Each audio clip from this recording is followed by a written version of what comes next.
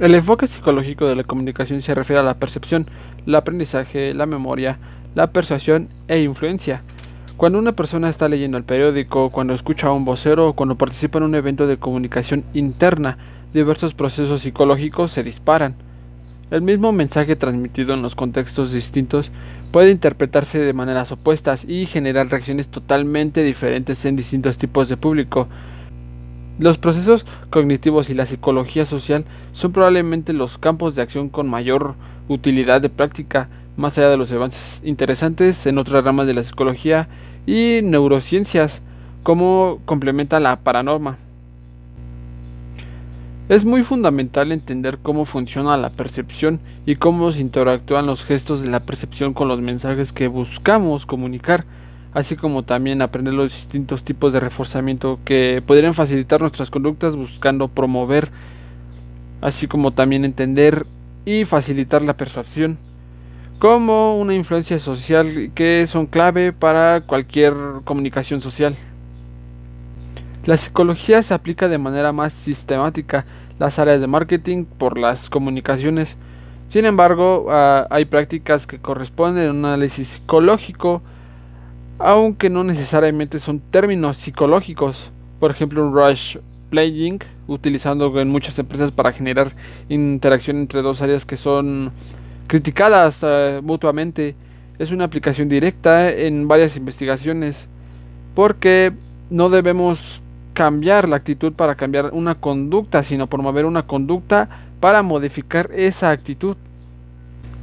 Y para entender qué es la persuasión, es el proceso mediante el cual se emplean mensajes que se dotan de argumentos que apoyen con el propósito de cambiar la actitud de una manera provocando que se opine de las demás cosas por el mérito propio y que lo harían desde un principio.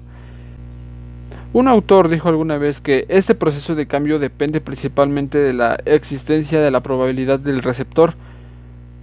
Es decir, que el receptor del mensaje, si es el receptor, tiene la capacidad de entender y quiera dar el mensaje la aceptación por parte de este. Dicha aceptación dependerá fundamentalmente y principalmente de cómo se procesa el mensaje, como nivel de amplificación y familiaridad que tengamos con el tema con el que nos quiere o nos intentan persuadir. Se desempeña un papel fundamental en temas importantes como lo es la política, la religión y la psicoterapia. En la medida en la que buscamos persuadir a los demás aprendiendo mediante ensayos y error de la persuasión, es una capacidad o una habilidad. Una característica importante de la persuasión es la seguridad, ya que una persona persuasiva debe demostrar seguridad y fortaleza cuando va a dar un argumento, ya que de lo contrario, si empieza a titubear, las personas empezarán a dudar de lo que él está diciendo.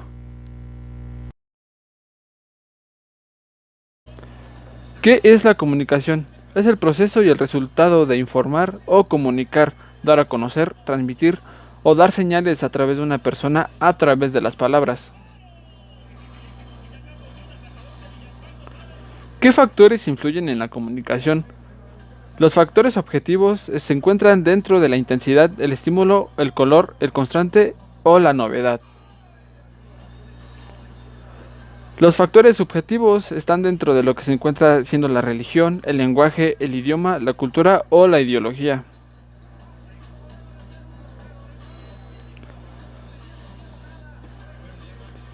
La comunicación verbal es el uso de palabras para poder transmitir un mensaje, ya sea lo que se piensa o lo que se siente. Existen distintos tipos de comunicación verbal: la comunicación oral, la comunicación escrita, los símbolos, los medios de comunicación, la comunicación mixta, que es la verbal y la no verbal. La comunicación no verbal se define como señales o señas relacionadas con la situación en la que queremos comunicar, ya que no son palabras escritas.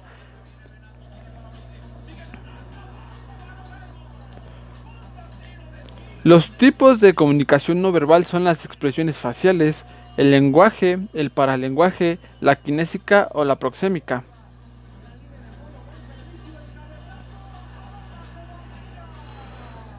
Los aspectos psicosociales en el proceso de la comunicación social es la socialización de un individuo, la influencia del individuo con su propio contexto, Y cuando tomamos estos puntos hablamos de la interacción, que sabemos que es fundamental. Dos aspectos psicosociales del ser humano que influyen en la comunicación. La relación humana debe tener como básico la responsabilidad, la escucha y la aceptación.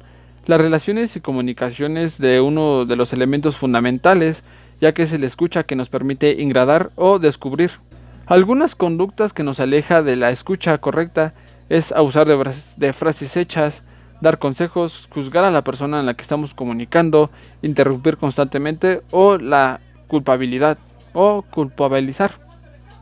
Los modelos intrapersonales e ingrupales. El modelo intrapersonal es cuando damos una relación entre ambas personas, en donde se va la vivienda, pensamientos, la ideología, las emociones o los sentimientos. El modelo intergrupal, esto significa que nosotros como seres humanos somos seres sociales por naturaleza, es decir, estamos obligados a relacionarnos con nuestros alrededores, ya sea con personas que acabamos de conocer en la escuela o con nuestra familia.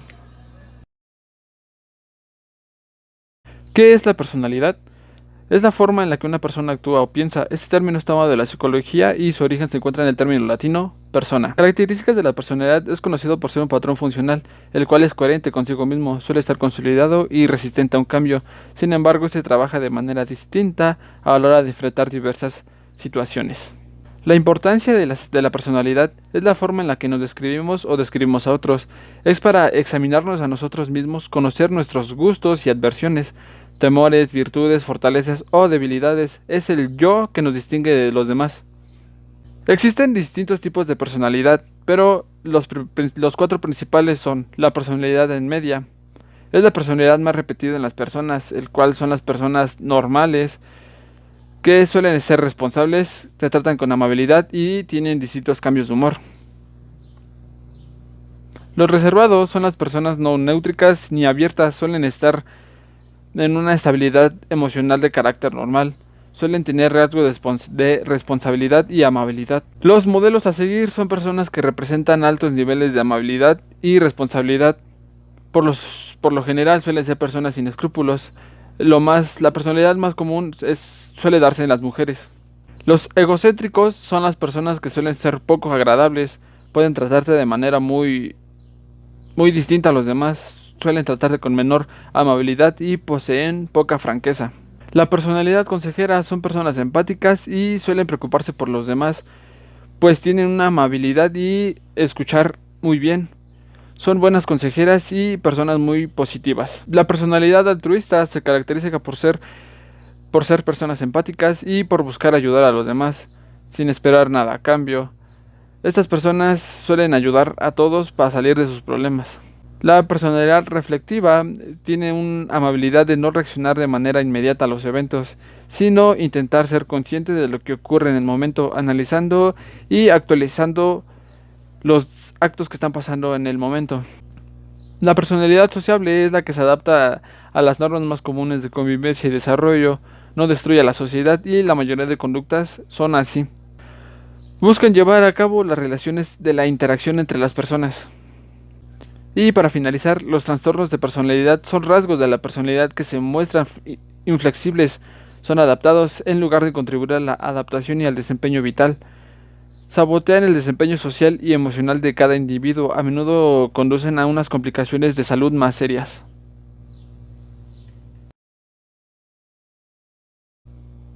¿Qué son las emociones? Son reacciones fisiológicas que se presentan en cada individuo cuando se percibe un objeto, un lugar, una persona o un recuerdo importante. Son causantes de diversas reacciones orgánicas que pueden tener un tipo de fisiológico, psicológico o de conducta. Estas están influenciadas por la experiencia o los conocimientos previos. Las principales características de las emociones se identifican con una expresión, ya sea facial, provocan una predisposición a la acción, es una función adaptativa y están presentes desde que nacemos, ya que cuando nacemos empezamos a llorar. Existen emociones tanto positivas como negativas. Las negativas son aquellas que producen un malestar psicológico o de desagrado. Las más estudiadas y conocidas son el miedo, la ira, la tristeza, la ansiedad. Un ejemplo podría ser cuando en un partido de fútbol nuestro equipo está jugando mal y sentimos ese enojo y tienes ese miedo a que tu equipo pueda llegar a perder. Las positivas son las emociones que se producen una experiencia emocional agradable. Podemos hablar del ejemplo de una alegría cuando tenemos un éxito o resultado positivo, ejemplo cuando vas a ver a la persona que te gusta. Hay tres principales funciones de las emociones. La primera es la función adaptativa, que prepara al organismo para la acción, siendo una de las más importantes. Gracias a esta capacidad podemos actuar de manera eficazmente. La función social expresa nuestro estado de ánimo y facial en la interacción social, para que ésta pueda presidir el comportamiento, además de una expresión oral. La función emotiva existe cuando hay una motivación y una emoción, ya que ambas se retroalimentan entre sí. Las funciones básicas de las emociones es el miedo, ya que nos prepara para la huida, la evitación y el afrontamiento o la protección de ante un peligro. La tristeza tiende a la reintegración personal y la introspección y la reconciliación personal. La ira nos dota de recursos de autodefensa o ataque. La alegría tiende a la acción, la afiliación y el pensamiento flexible o divergente. Y la sorpresa nos ayuda a prepararnos para enfocar la atención en lo imprevisto. Y para finalizar, la familia de las emociones. Las emociones suelen agruparse en familia, ya que cuando contiene una colección de matices dentro de la misma especificación emocional, esto es el miedo, que produce pavor y terror. La adversión incluye el rechazo, la repugnancia, entre otros.